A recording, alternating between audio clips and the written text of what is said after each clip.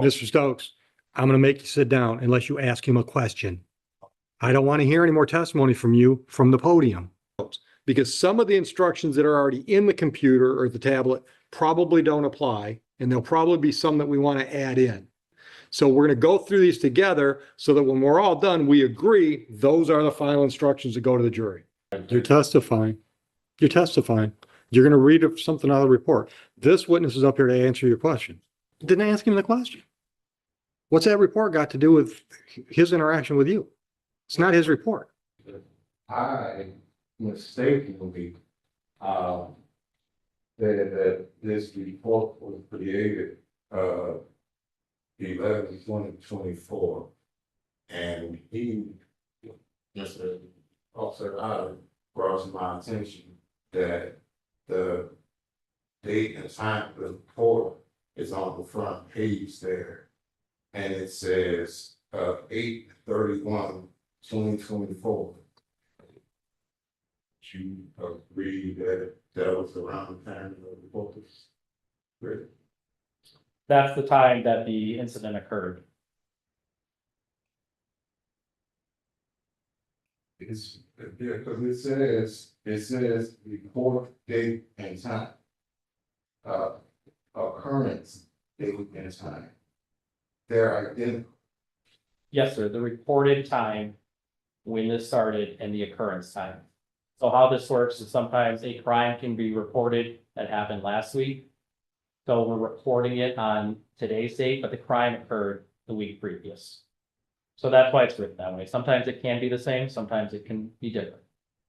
That's not the time that the report is written, it's the time that it is reported.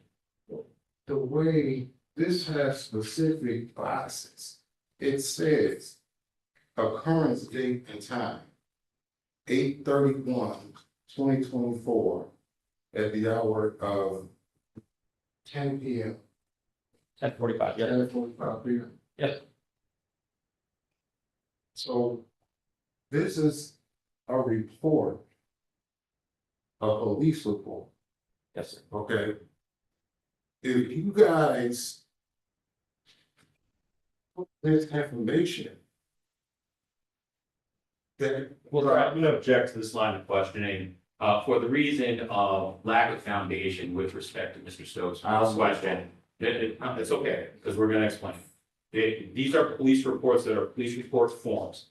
If you get into the form, like Officer Matheson testified in the front, if you get into the form where the narratives and the information is provided, it is specifically documenting where the narrative is on when it was written.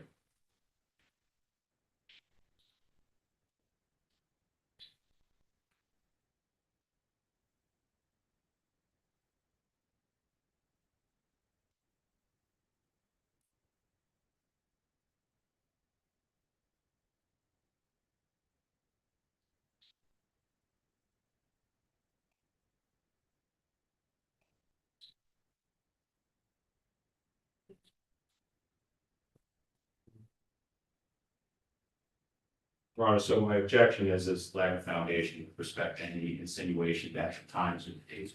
Sustained. Next question.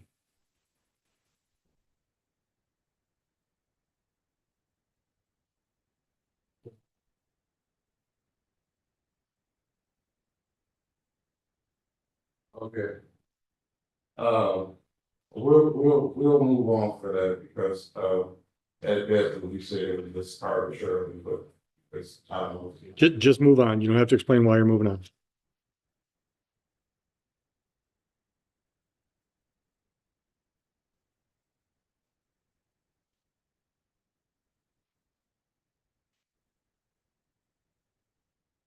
Okay.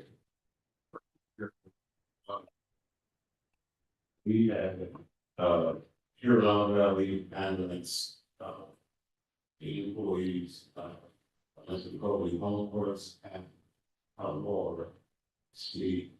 Are you familiar with this? I am. In this police report, on page 507, it states, it says, Around Valley ambulance employee Cody Humphreys Borski advised that there was a male later identified as Ghost for originally uncooperative and refused to get out of the driver's seat of the vehicle. The whole same computer was completely issued. Later advised that they were able to get the male out of the driver's seat and took him in the ambulance due to his mostly unresponsive behavior due to high levels of intoxication. Did you advise Officer Otter of that information, or did he admit that on his own? I did not write the report, so I did not put that information in the report, sir. You did right, you did advise him. I did not advise him on this part. The only part I advised him in is noted in the report.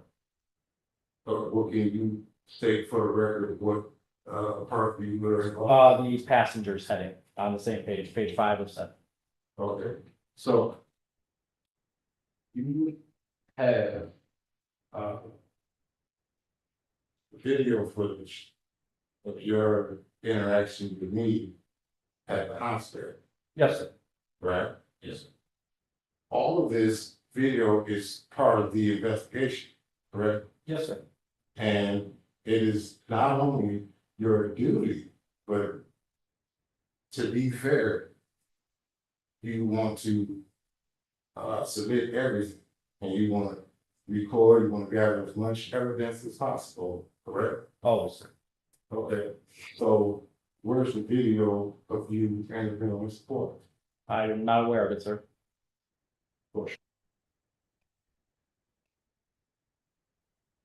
Now, Officer Aller testified that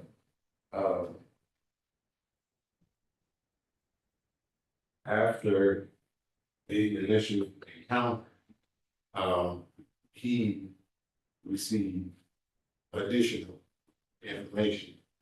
Did you receive any additional information?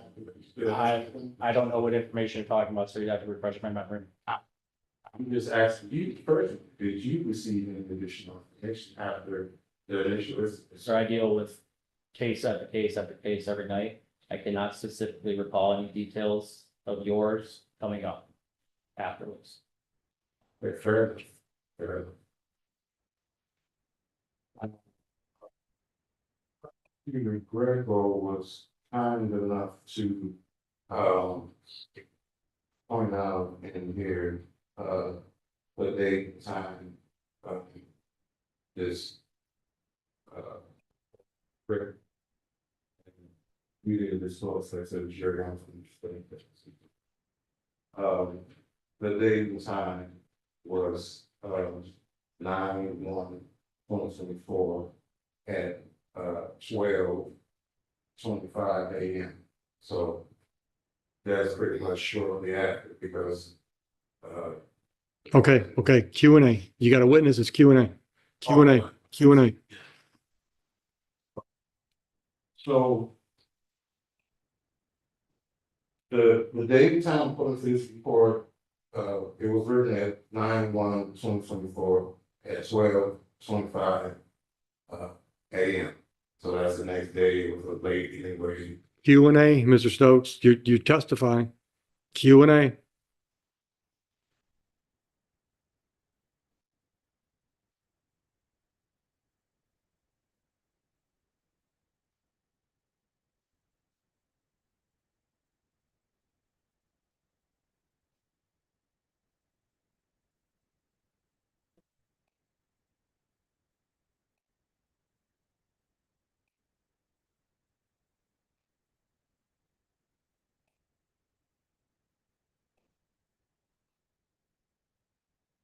Officer Howard testified that after that spoke with Mr. Porter, and Mr. Porter alluding to the fact that I was driving. You guys at that point just took his word. We put it in the report. He stated that he was the passenger in the car and he was the only other person besides yourself who was present on this. So you took his word out of the track. We put it in the reports. Well, you did more than put him in the court, you were arrested. So you did more than put him in the court. So we take what we have for probable cause, and we made an arrest with probable cause. Yes, sir. Right, okay. So now there was two individuals, present in the car. We know this, myself, Mr. Porter. Y'all interviewed him. Y'all asked him, who's driving. How come y'all like, who's trying to ask me who's driving? With the limited interactions that I had with you, Mr. Stokes, you were extremely uncooperative in the ambulance, and the ambulance needed to get you to the hospital for treatment. So your treatment was more paramount than that interview at that moment.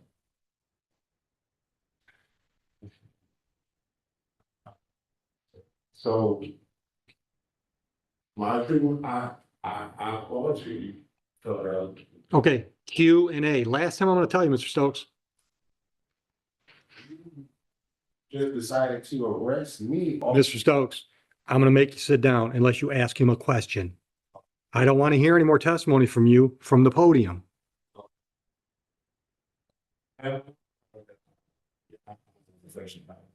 Well, then take direction, and you're not taking direction. Q and A.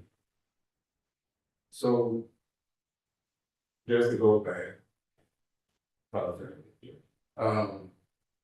Off of his word alone, y'all arrested me. I'm just trying to establish.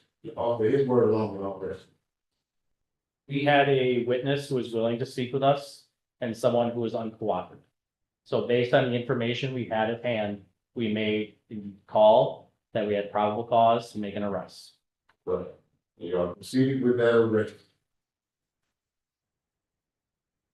How come y'all didn't make a follow-up interview with me? Y'all just arrested me, charged me. Y'all never asked me, why didn't y'all ever ask me who was driving? You were at the hospital, we were doing our side, the paperwork side, to obtain a search warrant for your blood. What's that?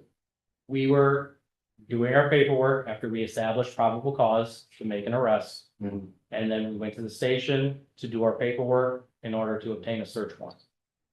Okay, can you, describe the method of how you go about getting a search warrant? Sure.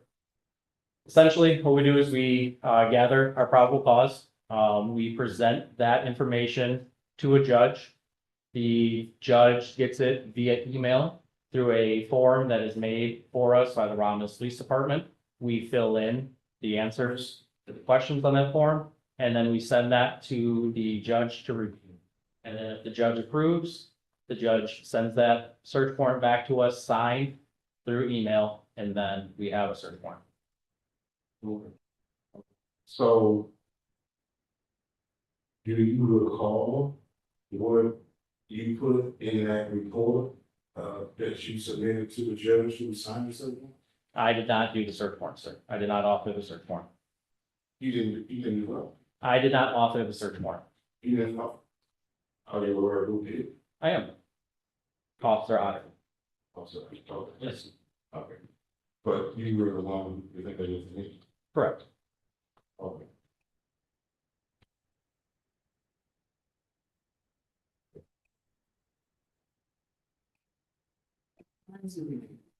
Or take the court here, again, why you felt the need to be so thorough to do all this body cam footage for the, search warrant? But you didn't care to have video of you entering this book. So my body camera is automatically connected to the car I'm in. When the lights are on and I open my door, the body camera turns on. It's automatic. I don't turn it on or off when I exit a car with the lights on. So if the body camera was recording and it's not presented as evidence, I can't testify as to why it's not here. But if the body camera is connected properly to the car, then it records when I exit the car with the lights on automatically, or I can double tap my chest like so, which will turn my body camera on, which is inside my vest. Okay, so either two.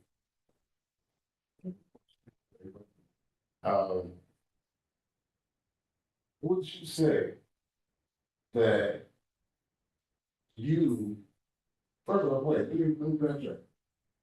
Did you, submit all of the body cam footage to prosecution? That's not my responsibility, sir. That gets uploaded to the cloud automatically. I have no part in uploading or deleting. I cannot delete footage. I have no part in uploading. It uploads automatically. It uploads automatically. And it records automatically due to the circumstances you just outlined. Yes, sir. So would you say that your body cam footage of the interview with Ms. Porter is in the cloud and that it's available to not only your police department, but prosecution? I'm unaware, sir. You're unaware. Yes, sir. Okay. So let me ask you this. Why do you think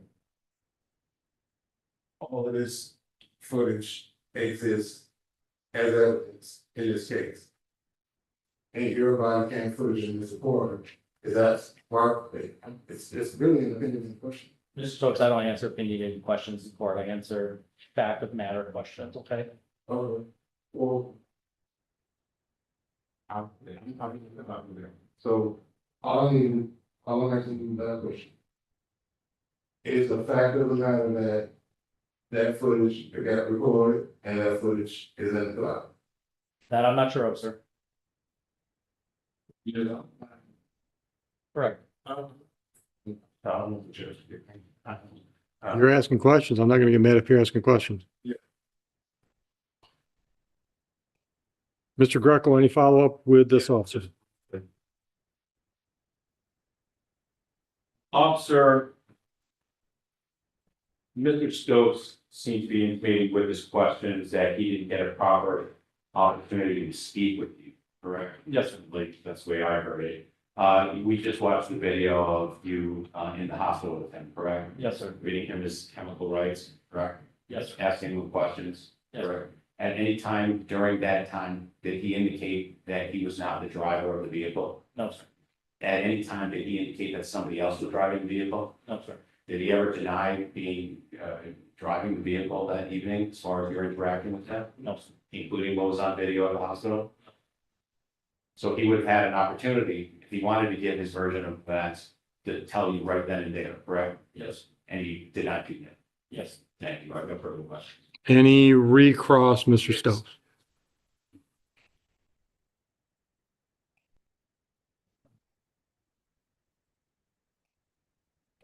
The prosecutor just asked you, did I volunteer any information? And you said, no, at the hospital, did I volunteer the information at the hospital? And you said, no. I think that's what we are, in fact. Yes, sir. Now, why was it that you didn't take the liberty of that time to ask? The investigation was still ongoing, right? I was doing something that was a time-sensitive matter. That blood draw, to get the most accurate reading on a blood draw, is a time-sensitive matter. So we were there to get the blood draw. That was my official purpose at the hospital. Okay. So why was it time sensitive? Because alcohol in the system metabolizes.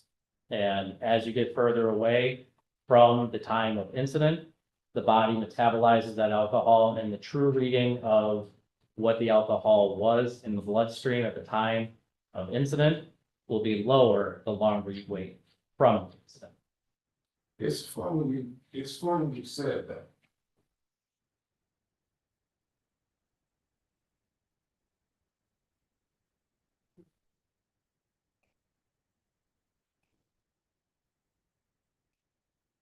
I had a medical report from that night. I was about to take a look at what I referred to. Where, what, why, when? Question. Okay.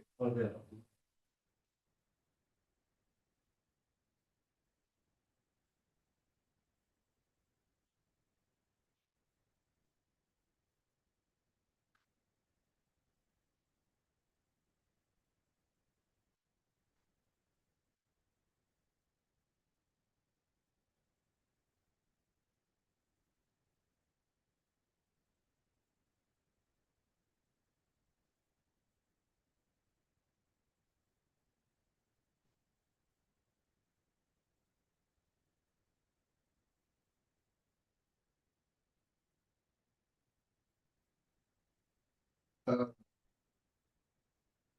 this medical or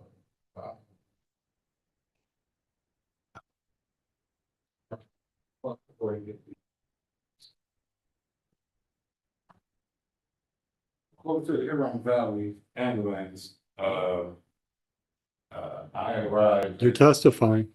You're testifying. You're gonna read something out of the report. This witness is up here to answer your question. So ask him a question, I'm there to let him put it in question form. I was- then put it in question form or sit down.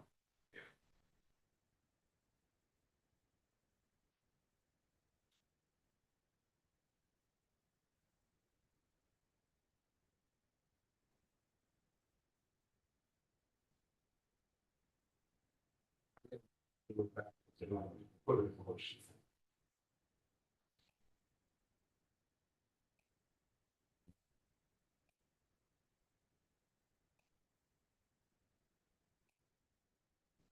This police report, medical report states, myself, Your Honor, objection, I'm gonna start objection here on hearsay, we can't be reading reports and everything, and we're giving some leeway, this is not even this witness's report. Objection, hearsay. Sustained. Ask him a question. trying to ask him a question in regard to him giving me a chance to get my side of. Then ask him the question. What's that report got to do with his interaction with you? It's not his report.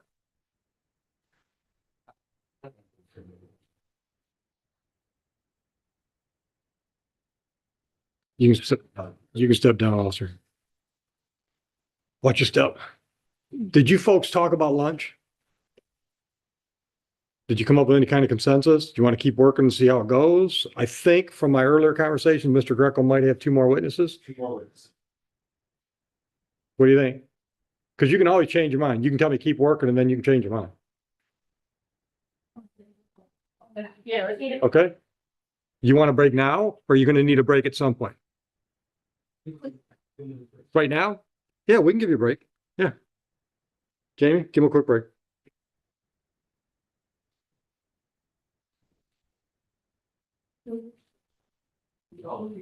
Break structure.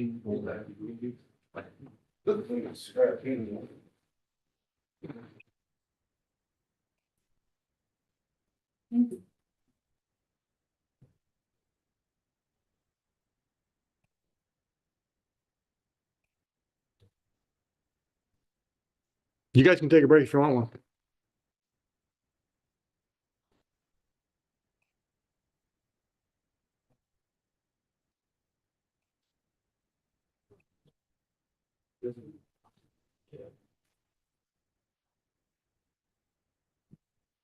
This kid just watching? They're just watching? Yeah.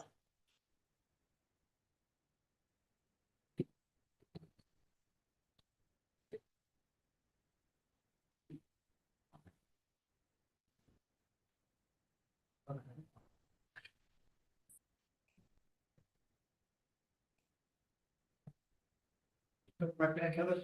Yeah. Can you grab me a couple minutes? Please? Yeah.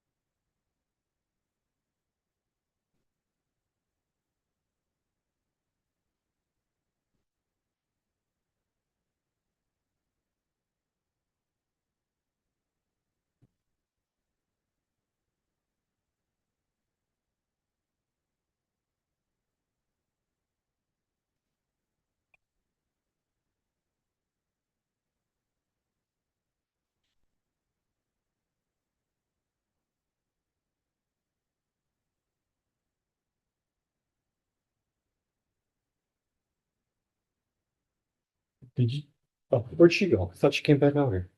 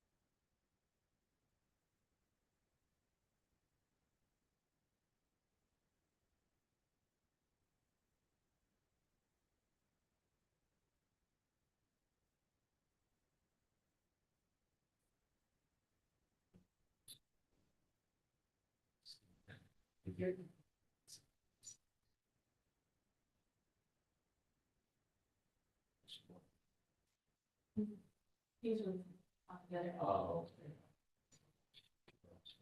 Okay, great. Oh, that's good.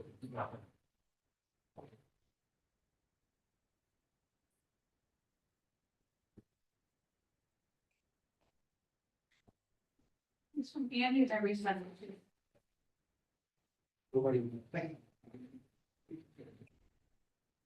You sure? Mine came from Andy. I thought she sent one out just for one of them.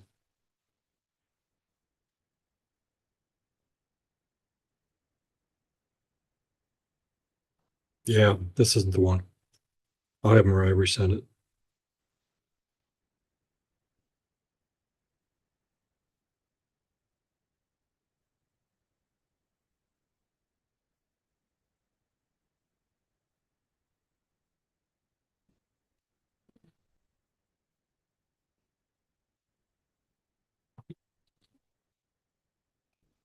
Same seats, please.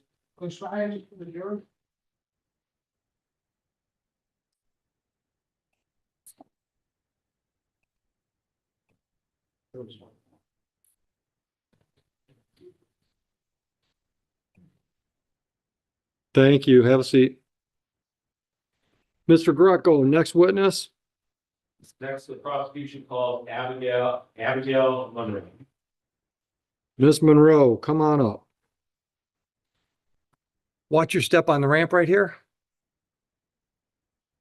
Raise your right hand for me. Do you swear or affirm tell the truth, the whole truth, nothing but the truth? Yeah. Settle in right there.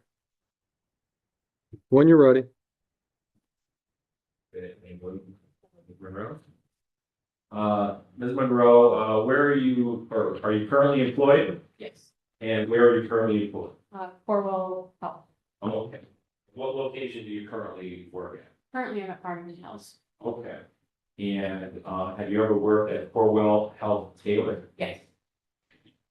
How long have you been employed with Corwell? Recently said. And what is your current position of employment there? I'm a registered nurse with the labor and delivery department currently. Okay. How long have you been in that position? Since April. Okay.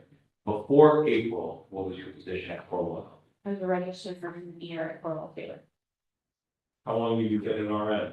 since February of 2023. Okay. You obviously have a degree, a nursing degree, you're an RN. Any other licenses, certifications, or anything you have connected to your job? RN, but a state license. Yeah, Like no state license. Okay, okay. As part of your duties what were you before you were an RN at Corwell? I was a nurse extern, and then prior to being a nurse extern, I was a certified nurse assistant. That's it.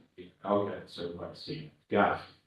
All right, so, as part of your job duties and responsibilities as a nurse and probably as a CNA, did you have any, training or was it part of your work to draw blood? Yes. Okay. Were you working on the evening of August 31st, 2024? Let me ask you this. You see, let me ask you this. If the records show that you were working on the evening of August 31st, 2024, would you dispute that? No. In August 2024, if the records show that you were working in the at like past 10, 11 o'clock at night, would that be, Yes. what was your shift at that time? I worked 7 p.m. to 7 a.m. Okay.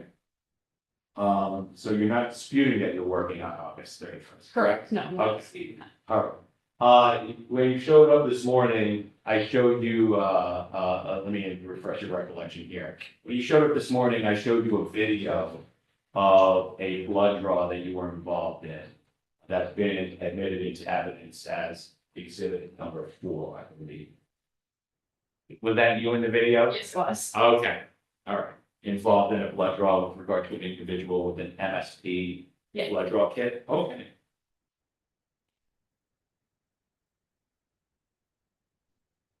All right. Prior to August 31st, 2020, have you drawn blood pursuant to a police investigation using the MSP kit? Yes. Okay. Approximately how many times? 10 to 20. 10 to 20 times, okay. So what is, we saw a little bit on the video that you're in, the box. What's in the box?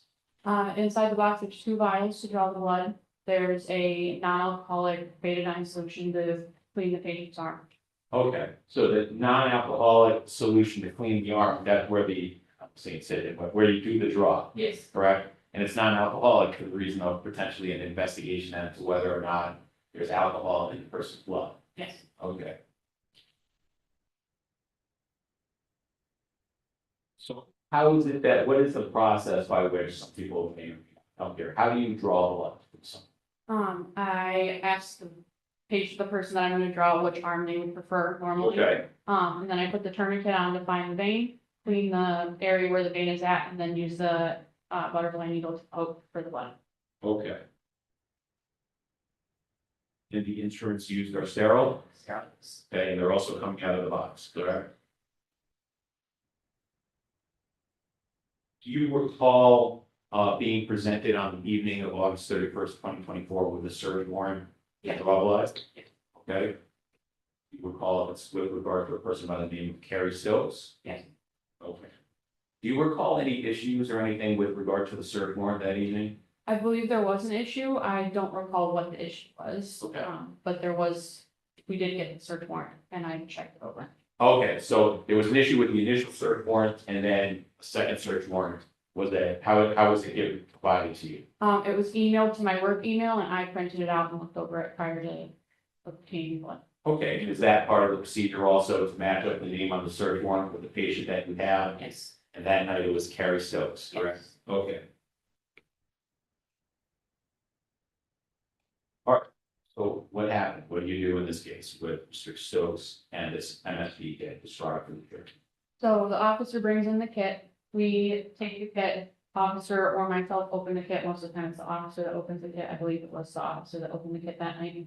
I pulled the tubes out and drew the blood and then I labeled the blood, put the blood back into the kit, we sealed the kit, both the officer and myself signed the kit, and the kit went with the officer. Okay. And that concludes your involvement with the matter. Yes. Right? Were there any issues or problems drawing blood that night? Did you follow the proper procedure as far as the hospital? Yes. Did you follow the proper procedure with regard to verifying the search warrant and the MSP kit and everything that comes with it? Yes. Okay, once the officer walks out with it sealed, that you conclude your involvement, correct? I have nothing further for this witness. Mr. Stokes, any question for this lady? Okay, Ms. Monroe, thank you so much for your time. Watch your step on my rant.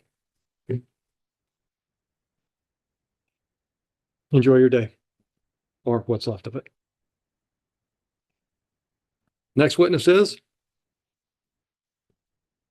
Abigail Hawk. So this is my first case, Your Honor, 20-some years and 2 Abigails. double Abigail's. Witness.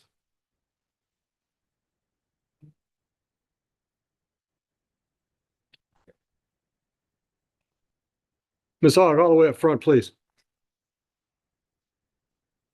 Watch your step on my incline ramp. And raise your right hand. Would you swear or affirm to tell the truth, the whole truth, nothing but the truth today? Settle in that chair for me, please. Make yourself comfortable. When you're ready.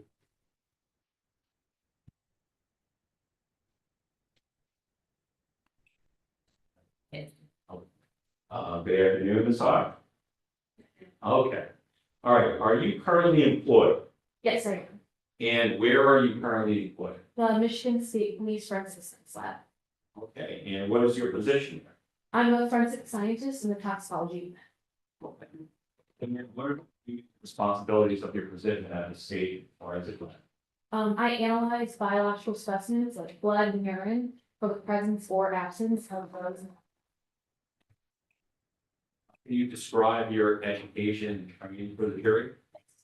I have a bachelor's degree in forensic science with a minor in criminology from the University of Tampa. And then I've gone through the Michigan State Police toxicology training. Ms. Hawk, I'm going to approach what's been marked as People's Exhibit number 5. Thank you.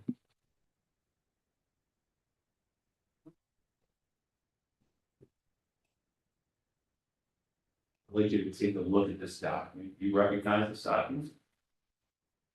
Yes, I do. Okay, what is, This is my CV, which documents my employment history, training, as well as education. okay, so your CV is basically your resume for somebody with your expertise. Correct. Okay, Your Honor, does this CV accurately describe your education, training, and experience? It does. Your Honor, I'd like to move for admission of exhibit number 5. Mr. Stokes, any objection? That'll come in. Thank you. All right, Ms. Hogg, next I'd like you to describe your training in toxicology to the jury. I did underwent training in my bachelor's degree. I also, before being employed at Michigan State Police, I was employed at Nellis County Forensics Lab down in Florida. I was trained in toxicology there.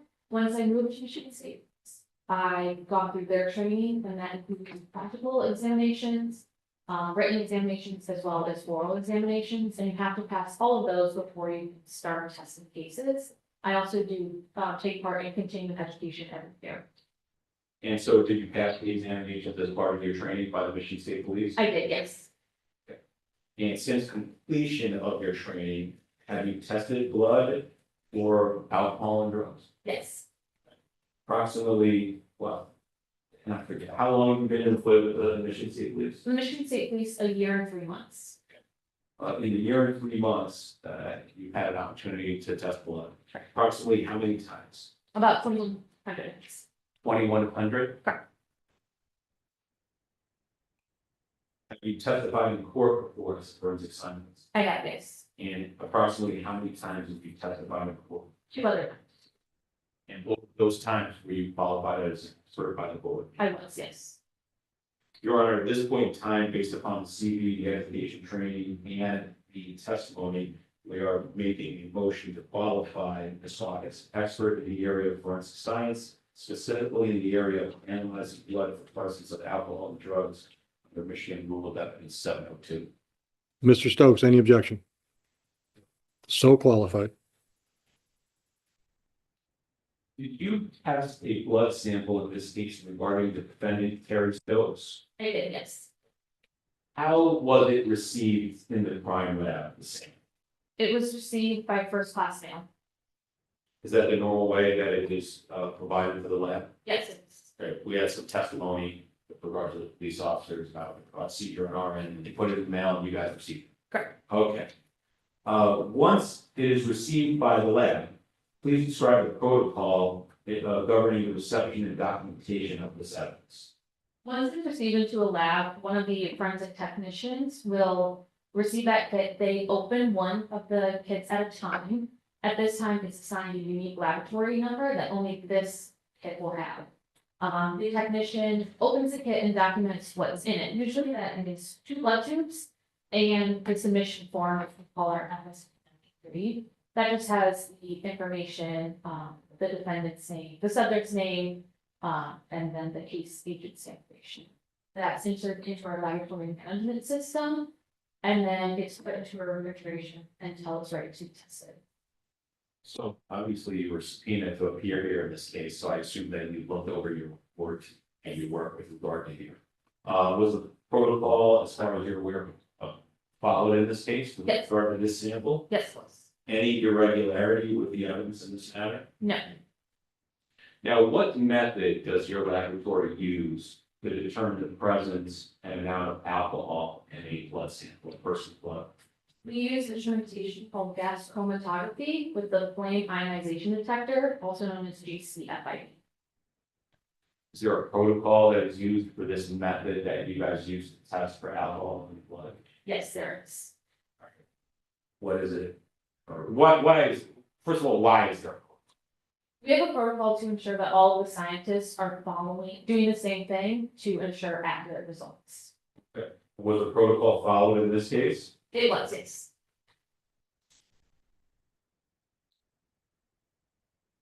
With respect to the testing that you described that you do, what measures, or I'll say like quality control, are used or steps taken to ensure that the results are reliable when you guys do the testing?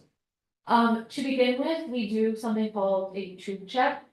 This is before we even start testing. We're just verifying that the information that is on the blood tube, the subject's name and time of draw, and stuff like that, is the same as what's entered into our management system.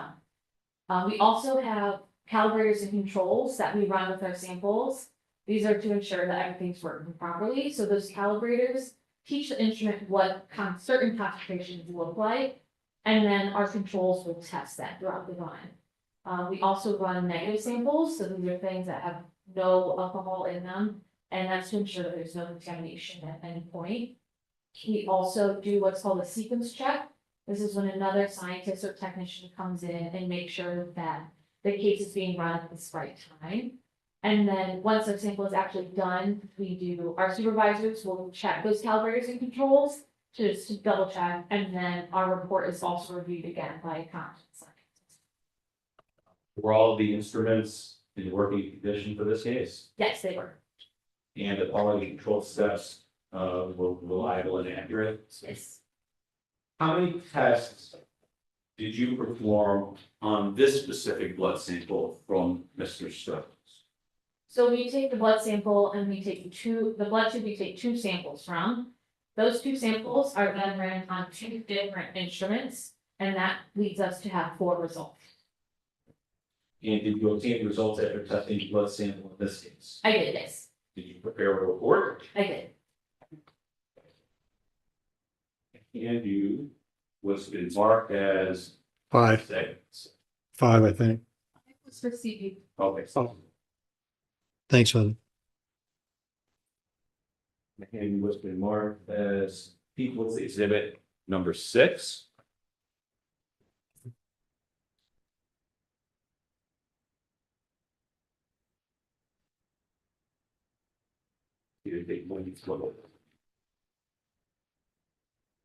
What is exhibit number 6?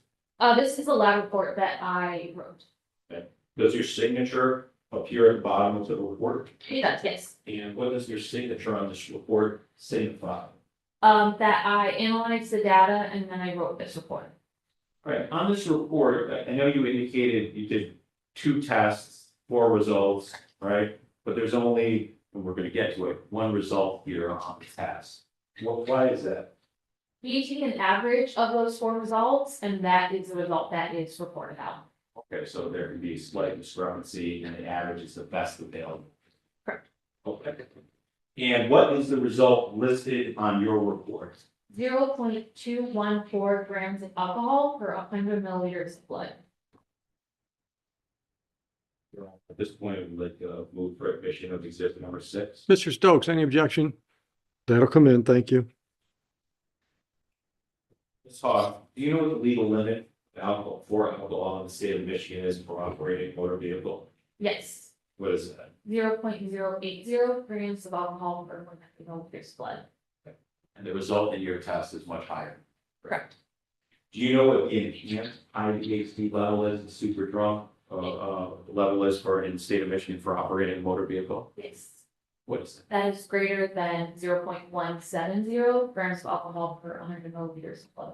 Okay, so that limit is slightly more than double than the legal limit, Correct. right? Is the result listed in your report higher than the legal limit for alcohol in the state of Michigan for operating a motor vehicle? Yes, And it's also higher than the enhanced high VAC legal limit of greater than 0.17 as well. correct. Thank you. I have no further questions. Mr. Stokes, questions for this lady? Yes.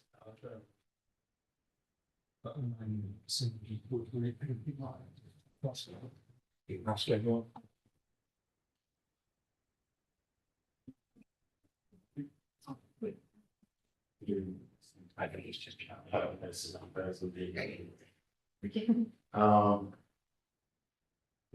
The term, super truck. What level, I'm not sure you already said it, but what level would be like close to super? It would depend on the person. Each person's going to react to alcohol differently, so I can't give a specific number. We perfect. Yeah. If someone were to be super in your professional opinion, how long would you say it would take them sober, like on average? So the average elimination rate, which is how quickly your body will get rid of alcohol, for men is 0.015 grams of alcohol per 100 milliliters of blood. And for that to happen, the person has to be considered an average. So an average weight, average build, it also depends on the alcohol, their tolerance level, things like that. So I can't give a specific number, but average is 0.015 per hour. Yeah. So I don't know, I don't fully understand. So would you say someone who was called for super drunk, but sober up in 2-3 hours? It would depend on what their initial blood alcohol level is. To be at that 0, it would have to take, it would be 0.015 grams of alcohol per hour. So if they were at a 0.015 or 0.030, then it would be about 2 hours, correct? But if their level was higher, it would take longer. Was doing something like that, but yeah, we have to, so Any redirect? Very briefly, Ms. Hawk, if the blood alcohol, if the blood was drawn over an hour or more after, we know Mr. Stokes did not have any alcohol because he was in custody and with the ambulance. Would it be fair to say that at the time he was driving, at the time he was put in the ambulance, that his blood alcohol level would have been greater than 0.214? It's possible. It depends on the last time he had a drink.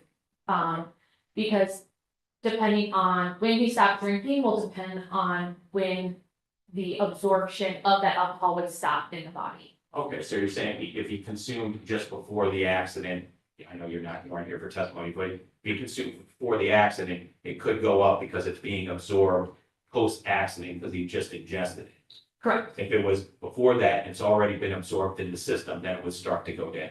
correct. Regardless, 0.214 is very high, correct? It is higher than the legal limit, yes. Thank you. I mean, for the. Any follow-up, Mr. Stokes? All right, you can step down and you can go back to whatever you'd rather be doing. Thank you. Watch your step. Thank you for your time. Drive safely. Thank you. And Mr. Greco, people rest? Disappointed the people rest. Okay. All right. And Mr. Stokes, do you have any witnesses? No. Do you want to testify? No testimony. What's that? Well, if you testify, he could cross-examine you. But you're a defendant in a criminal trial, so you can't be forced to testify. It's your option whether or not you testify.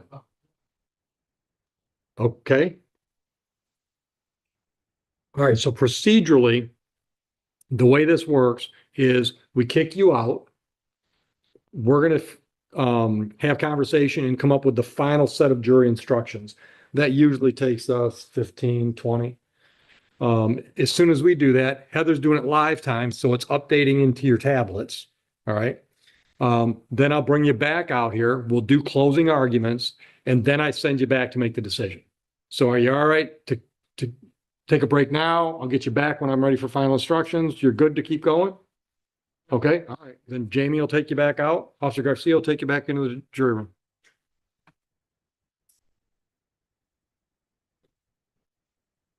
All right, so Mr. Stokes, go to the section in that blue box that says final instructions. Very setup or something. Yeah, I see it. You got it? Go to final instructions, and then page 1 should start with duties of judge and jury. All right, so what I'm going to do is I'm going to go through these, and I'm going to go fairly fast. So if I'm going too fast, slow me down. I'm going to go through these fairly fast. Heather's going to make notes because some of the instructions that are already in the computer or the tablet probably don't apply, and there'll probably be some that we want to add in. So for example, there's a specific jury instruction about the defendant not taking the stand. That's not already in here, but we'll put it in. Understand? So we're going to go through these together so that when we're all done, we agree those are the final instructions that go to the jury. All right? So the first one, duties of judge and jury, that's pretty standard. I don't see any change there. Presumption of innocence, burden of proof, same thing. I don't see any reason to change. Oh, defendant not testifying is in here already. You see that language? Bottom of page 1. Every defendant has the absolute right not to testify. All right. So far we're good. Read everything that's on the page. Moving into evidence.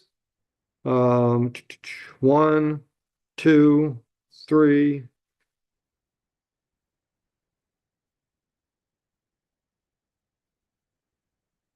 I don't see any changes there, but I'll give you a chance to run through it, Mr. Stokes, Mr. Greco. Items, paragraphs 1 through 9. If you see anything there that you don't think is applicable.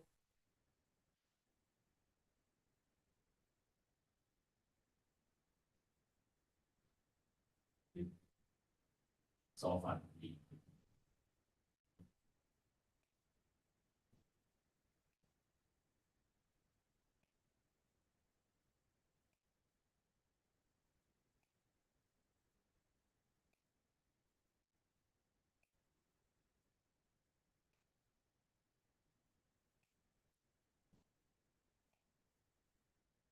Yeah.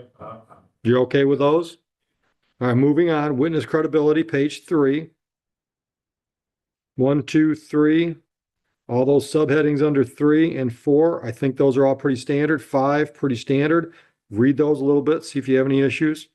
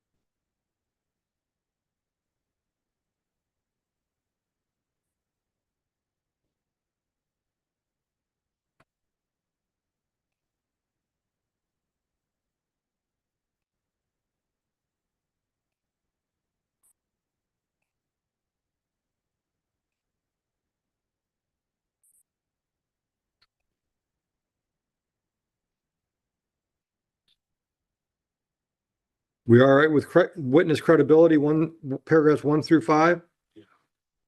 Good as well. All right, page 4, elements of the crimes. These are as I've read them at other stages in the trial, but go ahead and look at those.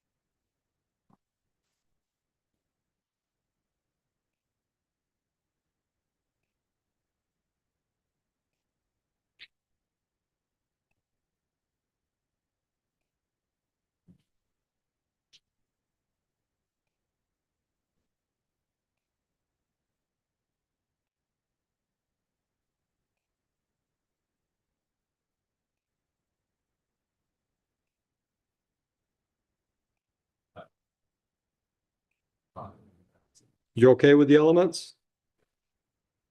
All right, moving on, time and place. August 31, 24, City of Romulus.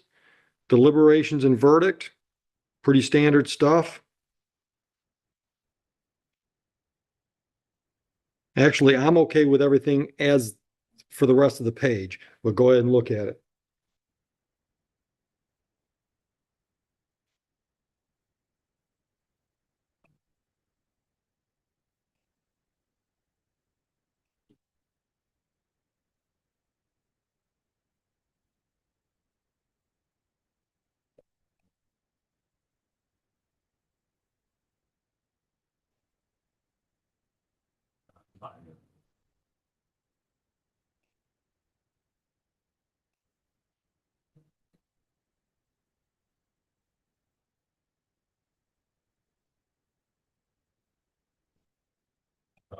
That's the value. I'm sorry. That's the. We're not done yet. But just on that page, you're okay with everything there? All right, so if you go back, we're going to go to a different section, go to evidence instructions. And the first thing that comes up should be page 1, defendant statements as evidence.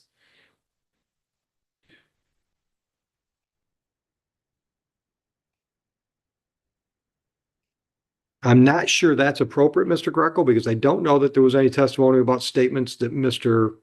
Stokes made. I don't know that it hurts anything. It could be confusing. Because I don't think we heard any testimony about anything that's The only Mr. statement the only statements that were in were with respect to the. Refusal. It's not a mission. And it's not an element. So I'm thinking scratch paragraph 1, 2, 3. Mr. Stokes? You're okay with that? All right, got that, Heather? So that gets us to circumstantial evidence. I think that's appropriate given the way the testimony came out. Take a look at that, Mr. Stokes.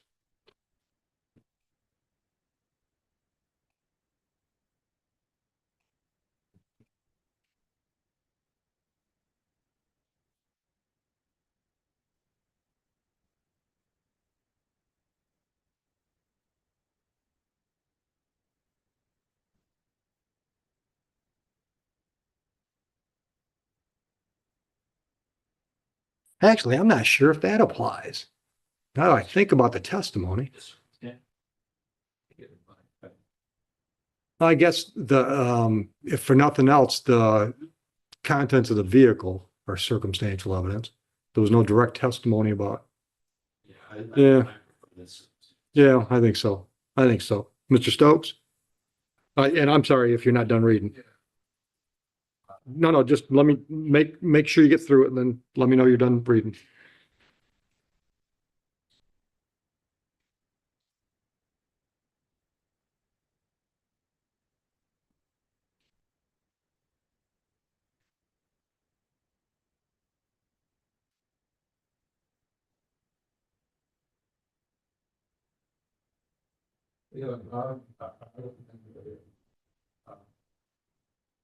Leave it? Okay. Now, the next couple sections, I think we have to take out flight, concealment, escape. There was none of that. Prior inconsistent statements used to impeach a witness. We didn't hear any of that. Agreed? All right. Stipulation. I don't think we had a stipulation. So we'll take all that out. We agreed? Then motive, we'll leave that in. Agreed?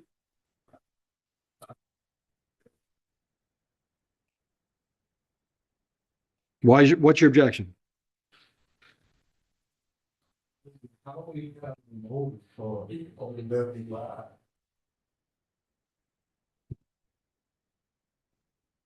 I don't feel strongly one way or the other, do you?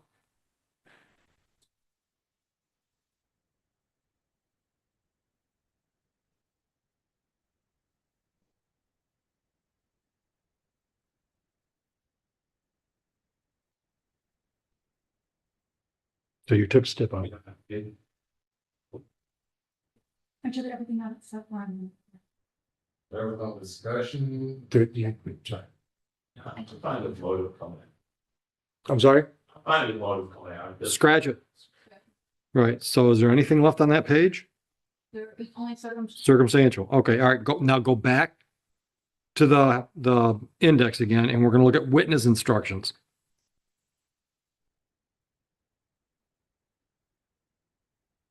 Let me know when you got it, Mr. Stokes.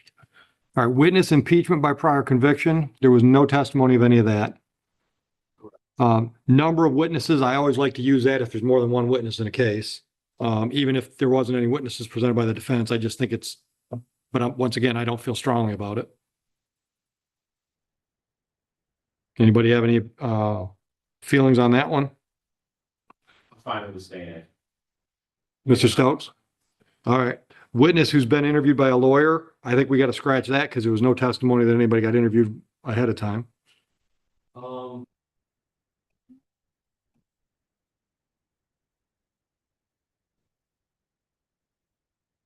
You worried about the pretrial conversation with your witness, their nurse?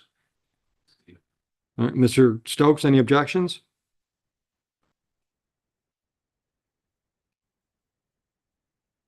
There was a testimony that Mr. Greco went over the body cam video with Miss Monroe. I've heard you, so Leave it in? You okay? All right. And the next one is character evidence regarding conduct of defendant. We didn't hear any character evidence at all. Scratch. We'll leave expert witness in because we had Miss Hawk up. What was that reason? Character evidence. If, for example, I don't know about drunk driving, but let's say this was an assaultive crime. And you put a witness on, you put the pastor of your church on to say, he's the meekest, most mild guy I've never even seen him raise his voice. That would be character evidence. It wasn't, it didn't come into play today and there was no testimony about your, yeah. Right. All the evidence was just, the facts of that night, not, well, I don't know about that night, but, for years he's been this way. Okay? You make sense? Yeah. Take it out. Yep, take it out. So expert witness stays. Police witnesses, I always want to leave that when we have police witnesses. All right.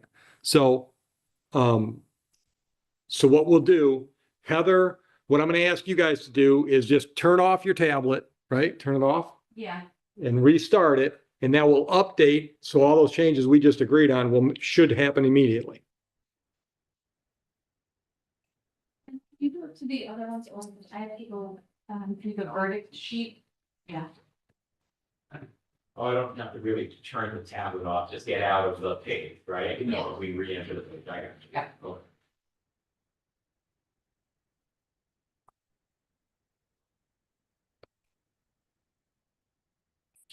I'm sorry? Yeah, that should do it. Yeah. And then if you click on my instructions, Judge Oakley instructions.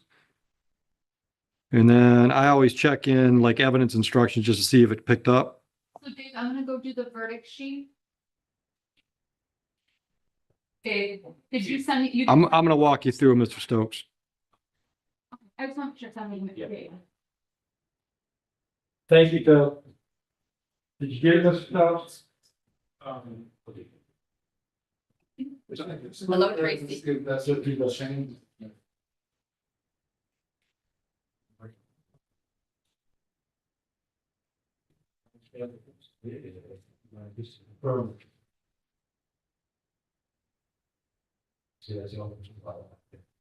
So when I made it, I can start with final instruction, then page through those 3 pages.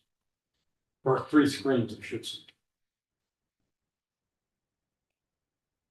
Mr. Stokes, just so you know what's going on, Heather is preparing a written jury verdict form. She's gonna bring it up, she'll show it to you, she'll show it to Mr. Greco. When we agree that that's the form we want, then that'll actually go back in with the jury to the deliberations room, so they can just check the boxes. Right, and you'll see that in just a minute. She's pretty quick.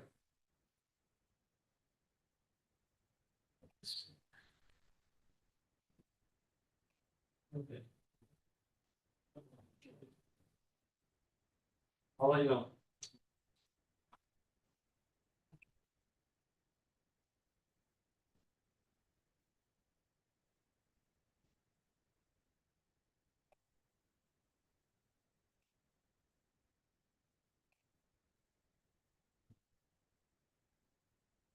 You put it in there or out here? Put it in there or out here?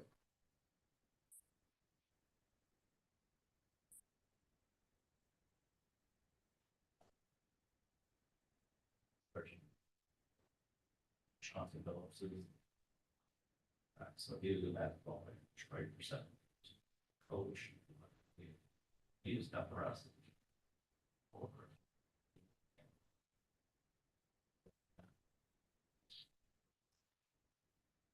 They call it Courtroom.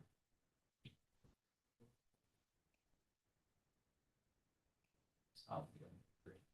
Over. Yeah.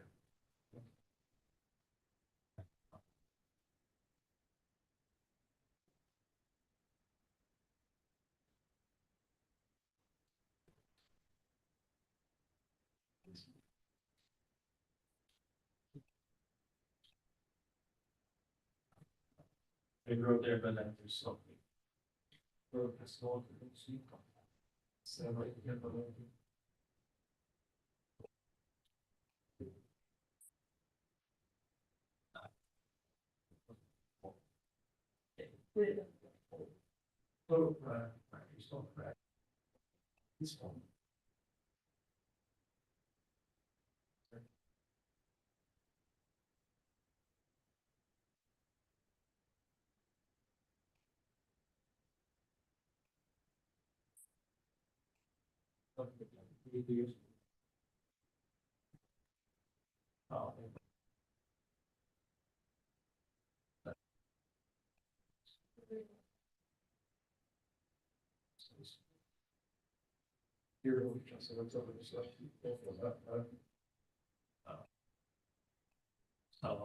In this courtroom moment, the judge finishes explaining the final jury instructions after both sides give their closing arguments in a drunk driving case. The judge reminds the jurors that the defendant is presumed innocent and that the prosecution must prove every element of the crime beyond a reasonable doubt. The jurors are told they must base their decision only on the evidence presented during the trial and not on sympathy, bias, or assumptions. The judge explains that evidence can be direct evidence or circumstantial evidence, meaning the jury can reasonably infer facts from what they observe. For example, even if no one directly saw the defendant driving, other facts, such as the crash, the defendant's condition, and the surrounding evidence, can help the jury determine what likely happened. The jury is also instructed that the defendant has the right not to testify, and that choice cannot be used against him. After deliberating, the jury returns to the courtroom and the foreperson announces the verdict, guilty on both counts. The judge then explains the next step in the process. The defendant will meet with the probation department for a pre-sentence investigation, where a report and sentencing recommendation will be prepared. After reviewing that report, the court will schedule a future hearing to determine the final sentence. Question: do you think circumstantial evidence alone should be enough for a guilty verdict in a DUI case?